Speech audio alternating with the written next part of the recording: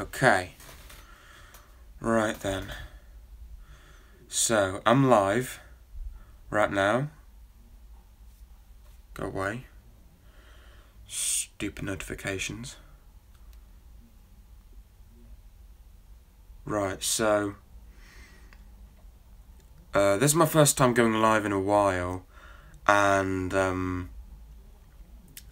what I have in front of me is right now is the leaked story, the leaked supposed story, the actual plot of Half-Life 3.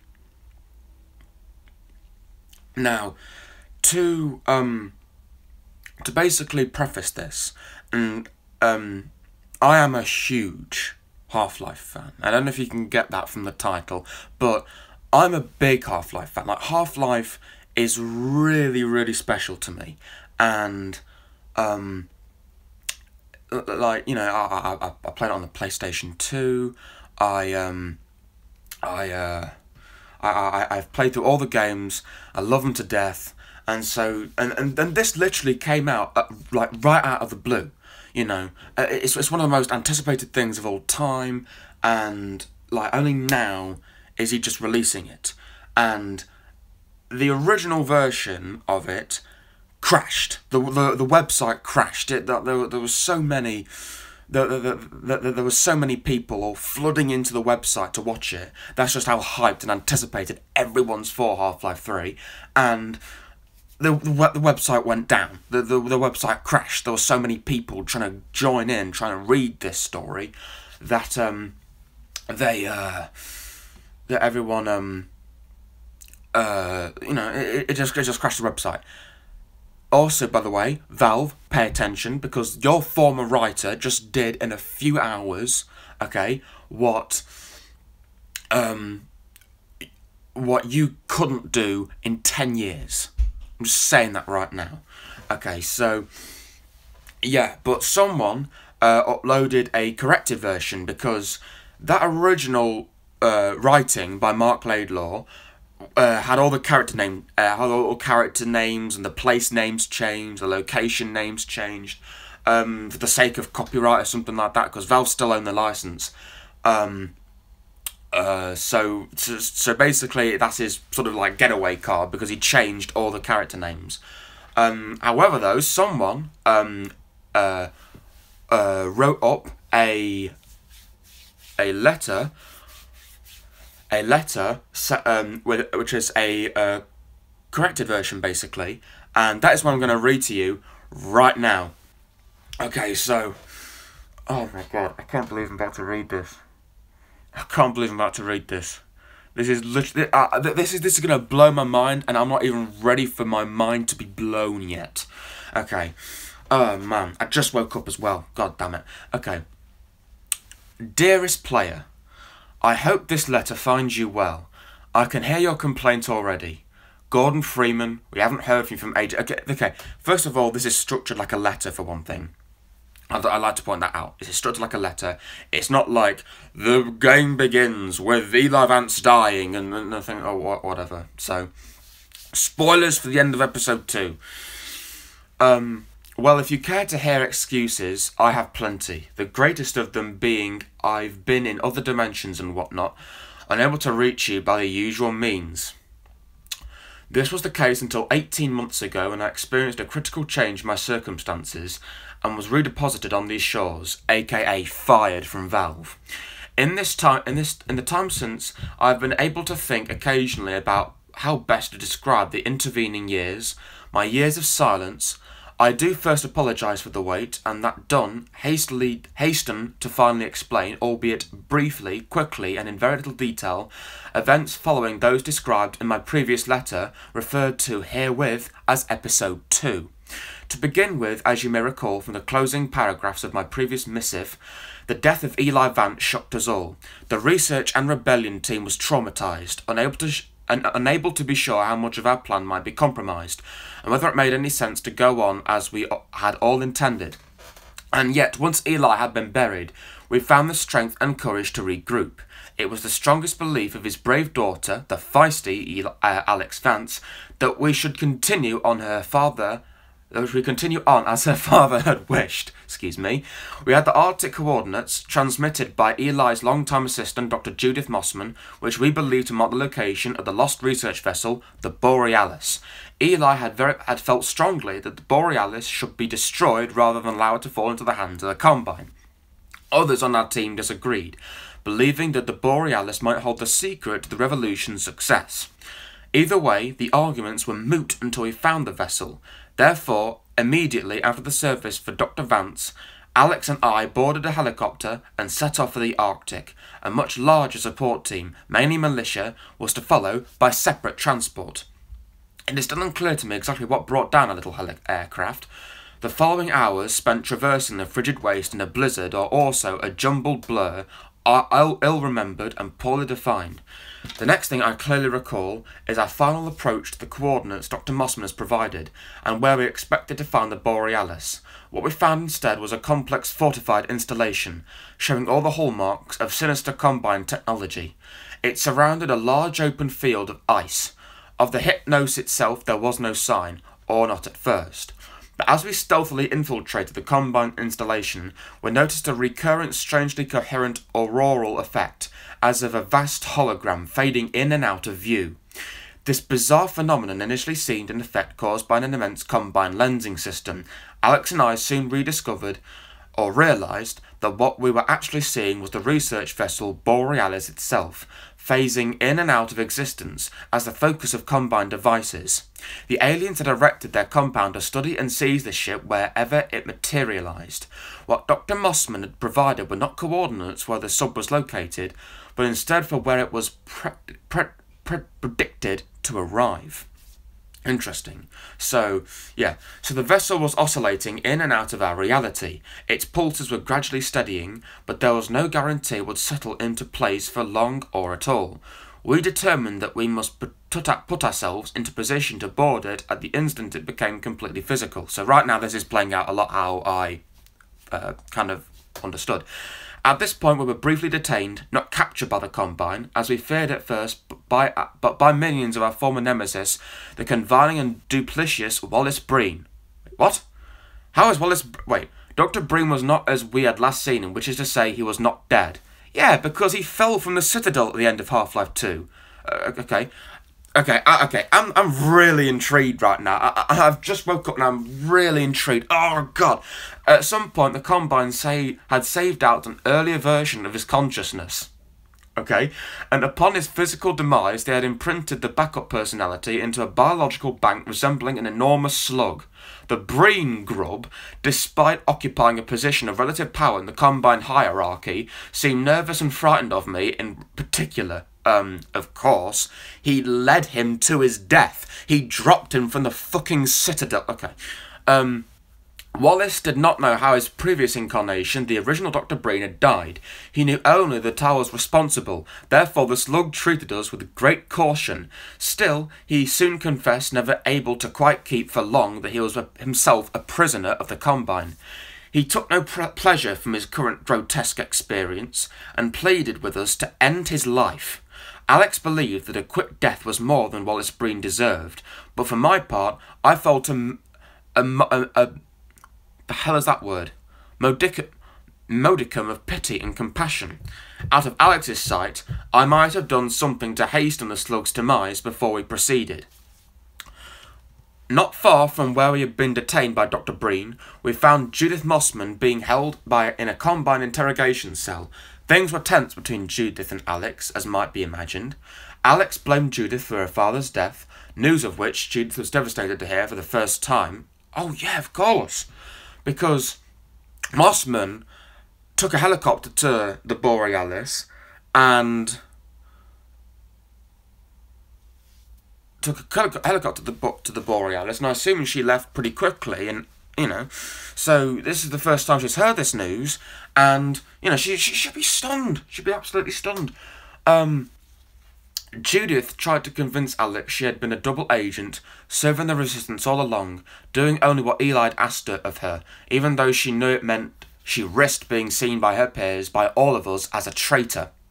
I was convinced, Alex less so, but from a pragmatic point of view, we depended on Dr. Mossman, for along with the Borealis coordinates, she possessed resonance keys which would be necessary to bring the vessel fully into our plane of existence.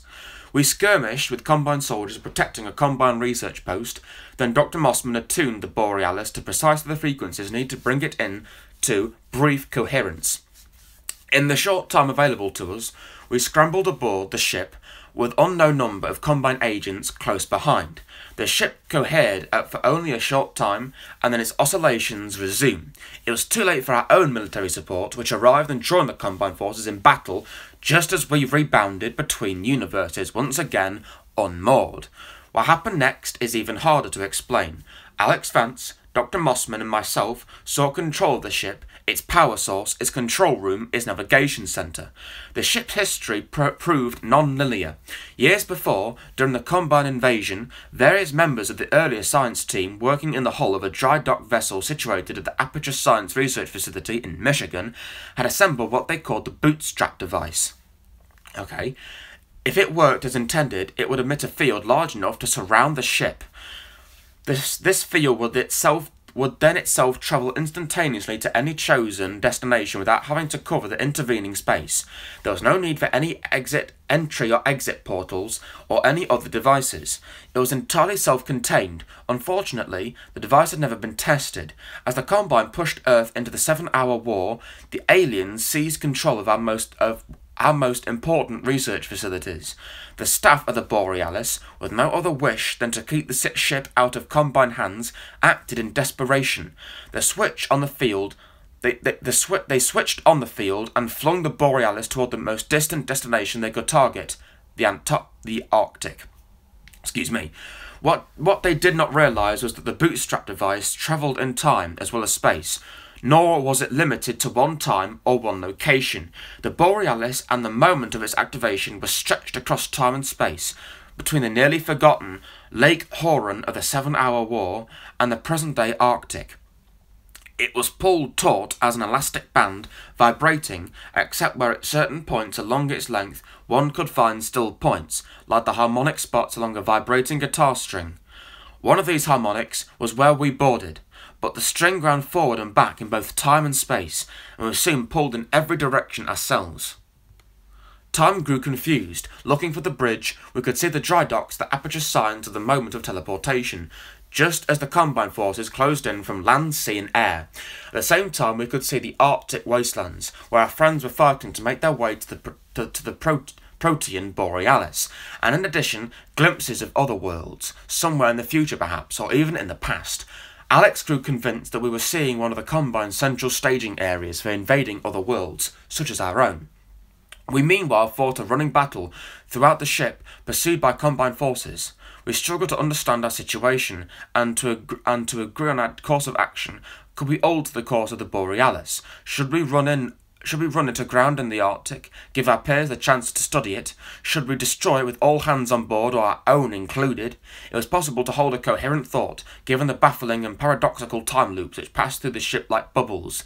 I felt I was going mad, that we were all confronting myriad versions of ourselves, in that the ship was half ghost ship, half nightmare funhouse. When it came to, at last, was a choice.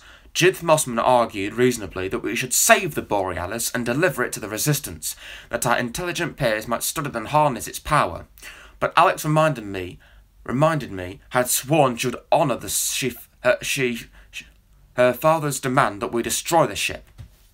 This is still a bit full of typos and such. She hatched a plan to set the Borealis to self-destruct while riding it into the heart of the Combine's invasion nexus.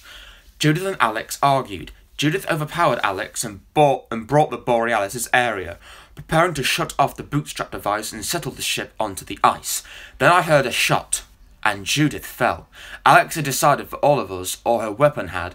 With Dr. Mossman dead, we were committed to the suicide plunge.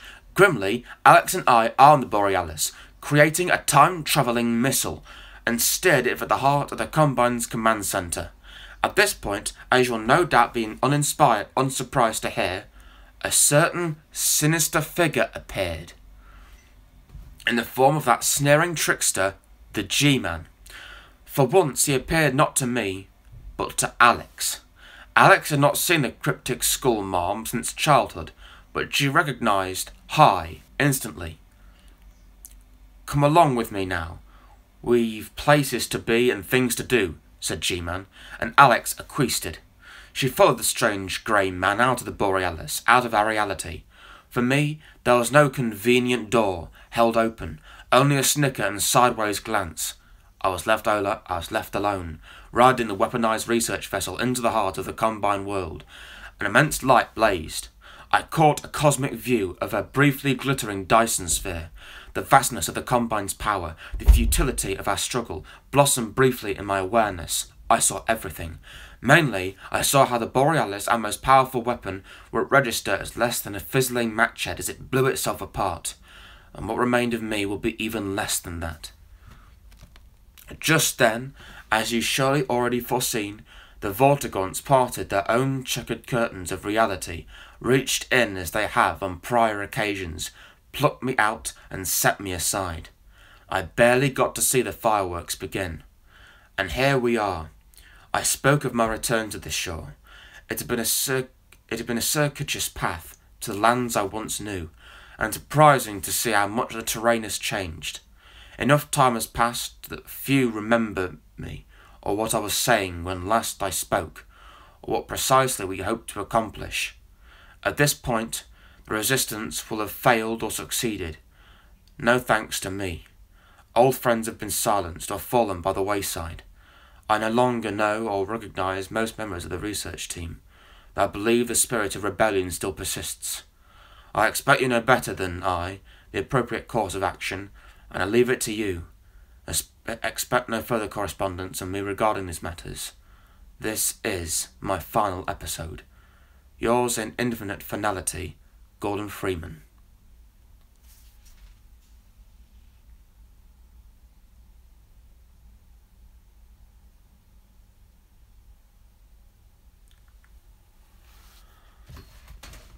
I'd like to kind of just let you know, whenever I read something that's like related to something that I really, really love as a big fan, my lips quiver, my body quivers. Okay? This is something that I've been One second, I'm actually going to correct this a little bit. That's a little better. This is something that I've been anticipating for 10 years. Okay? And to finally read it, and to finally realise how it all ends, to see it fully realised, how it all ends, strikes a chord in me. It hits me close to home, like you can't even imagine. I'm lost for words right now. I've just read the ending to something I've been anticipating for 10 years, and I really don't know what to think. I really don't know what to think right now, knowing that I just read the ending to the Half-Life series. If you're catching this broadcast, by the way, now, you skipped the bit where I read the actual story, so feel free to tune in afterwards, because this will most likely go in. This will most likely be uploaded as a big VOD. This will most likely be uploaded as a video later to the channel. And, so yeah, I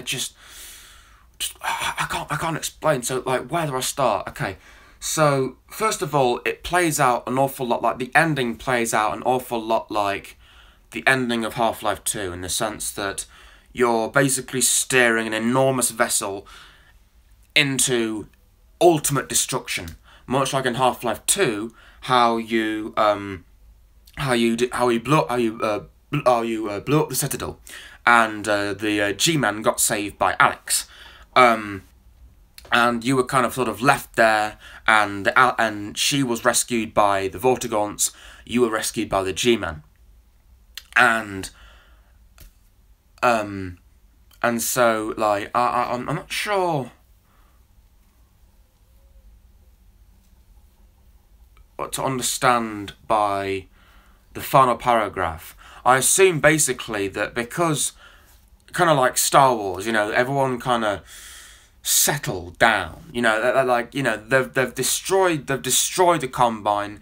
They've settled it all. They've basically brought about peace to the Earth in the wake of the Combine. And they've kind of all forgot each other. They've all gone their separate ways. They've all forgotten each other. And yeah, I will say this. This story definitely reads out like it was intended to be a shorter length. So, as in a shorter length as some of the Half-Life episodes were. Because the main reason why the Half-Life 2 episodes exist was because they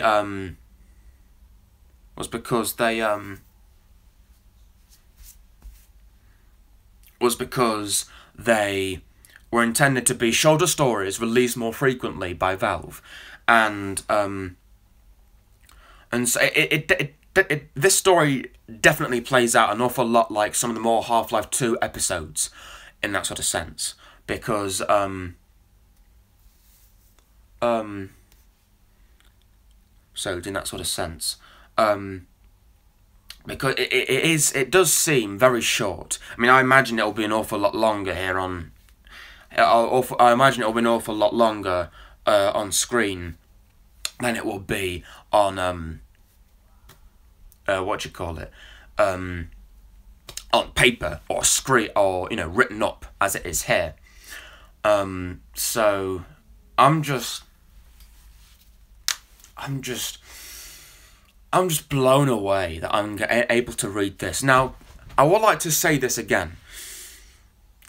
While this definitely does give me closure, while this definitely does give me closure on something that I love to death, it just pains me, okay, that I'm not able to play this story, because this story,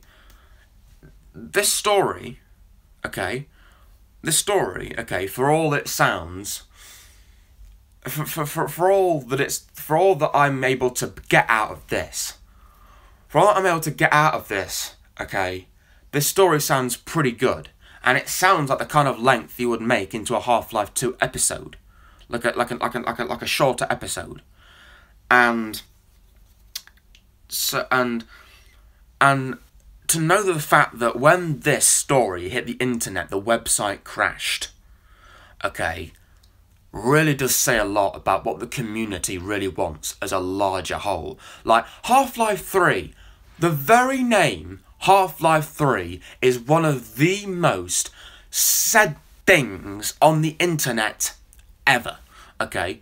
And to have the entire, basically the whole plot of the game right here on this website, okay, just it's a Half-Life fan's dream come true, okay? We've finally gotten closure, but I have to stress this, okay? I hope Valve take this as a sort of a subliminal message to make Half-Life 3 like this, okay?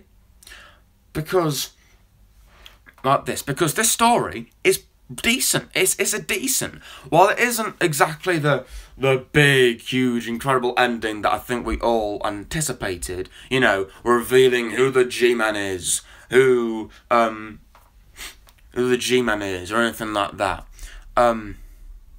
Because that is still to be answered, unfortunately.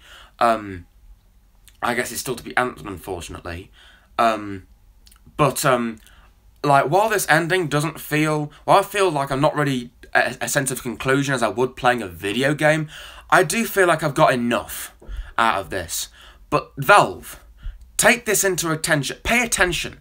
Your former writer just did, in a matter of hours, what you failed to do in 10 years. I don't know how long Mark Laidlaw spent writing this, but he wrote this in, I guess, a matter of hours. And it's been 10 years since episode 2. 10 years. Oh my god. And I feel like... I feel like... I feel conclusion, but I don't at the same time. I feel like while I've read the ending of episode 3 and I've seen where it all ends for Freeman for the Half-Life series, at the same time I feel like a sense of inconclusion because I'm not playing this. So Valve, get off your lazy asses, hire Mark Laidlaw again, and make this into a video game, because this story is really good. Well, it's not great. It's not like, oh, we get to see who the G-Man really is or anything like that. But my God, yeah, they won't, I assume. They won't, which is a shame, because this story is really is like halfway decent. And I like the fact that the website that Mark Laidlaw posted this on crashed really does say a lot about how much the community really does want this game, okay? And while I still have my speculations that Valve might do something Half-Life related in the future, with all the Half-Life VR kind of rumours, because I know for a fact that Valve as a company are innovators. The first Half-Life game was all about like revolutionising 3D first-person shooters back in the 90s. Half-Life 2 was all about how much you could make a shooter and dick around with the physics engine.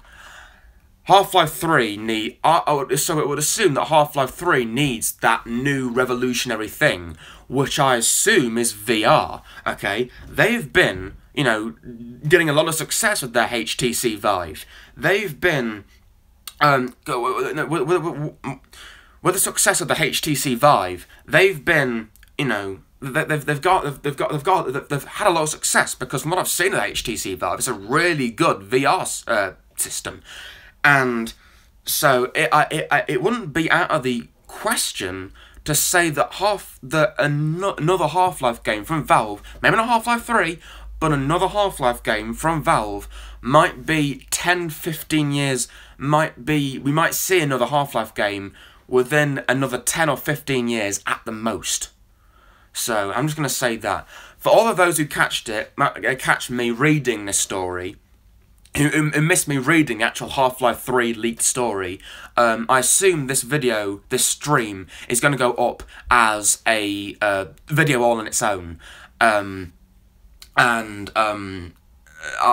I bet that Valve are pretty like, God damn it, our leak writer just leaked what we were going to do, like, tomorrow. You know, we were going to release Half-Life 3 tomorrow, but, you know, Mark Laidlaw leaked it or something like that. But, like, thanks to all who turned out. This has been going on for half an hour. Thanks for watching, and I'll see you guys in a future video, I guess.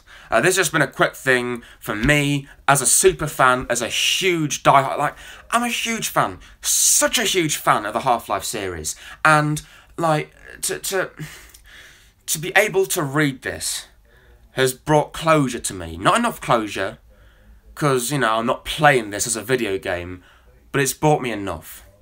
So thanks for watching, thanks for tuning in, and I'll catch you in a future video, I guess.